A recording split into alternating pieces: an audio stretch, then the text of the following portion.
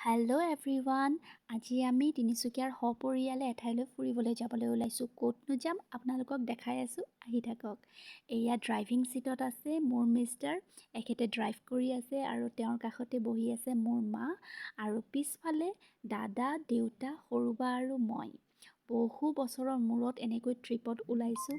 খুবেই এক্সাইটেড হৈ আছোঁ আৰু বহুত এনজয় কৰি আছোঁ। বিশ্বাস কৰক, বিয়াৰ পিছত তিনিচুকীয়াত গৈ মই ইমান দিন থকাও নাই আৰু ফুৰিবলৈও যাব ওলোৱা নাই, গতিকে এইবাৰ একেবাৰে ওলাইছোঁ। চ' গৈ আমি আমাৰ ডেষ্টিনেশ্যন পাই গ'লোঁ। এয়া আমি আহিছোঁ ডিব্ৰুগড়ৰ জগন্নাথ মন্দিৰ, এখন পবিত্ৰ স্থান। আহক ভিতৰলৈকে যাওঁ। এয়া হৈছে জগন্নাথ মন্দিৰৰ মেইন গেটখন। চ' আমি ভিতৰত সোমাইছোঁ। চাওক, ইমান ধুনীয়া লাগিছে নহয়নে?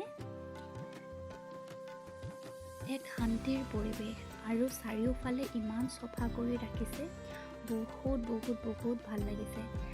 আমি সকলোৱে বহুত ফটো উঠিলোঁ আৰু এয়া আমি য'ত থিয় হৈছোঁ, এইটো হৈছে প্ৰভু জগন্নাথৰ মেইন মন্দিৰটো আৰু ইয়াতে প্ৰভু জগন্নাথক পূজা কৰা হয়। আৰু ইয়াৰ ভিতৰত প্ৰভু জগন্নাথ, তেওঁ হৈছে বিষ্ণুৰ এক অৱতাৰ। প্ৰভু জগন্নাথ, তেওঁৰ ভাতৃ বলভদ্ৰ আৰু ভনী সুভদ্ৰাৰ ইয়াতে মূৰ্তি ৰখা হৈছে। আমি ভিতৰত গৈ দৰ্শন কৰিলোঁ।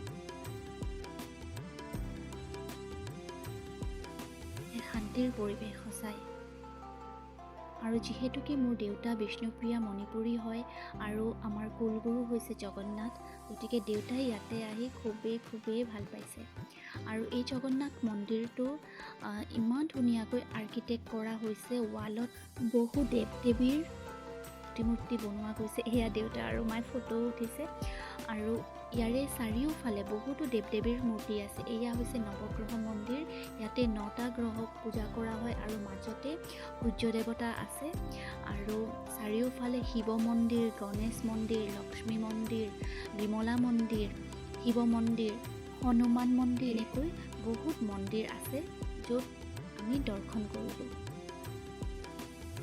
সঁচাই এক পবিত্ৰ স্থান। আপোনালোকে সকলোৱে এবাৰ হ'লেও তালৈকে যাবচোন।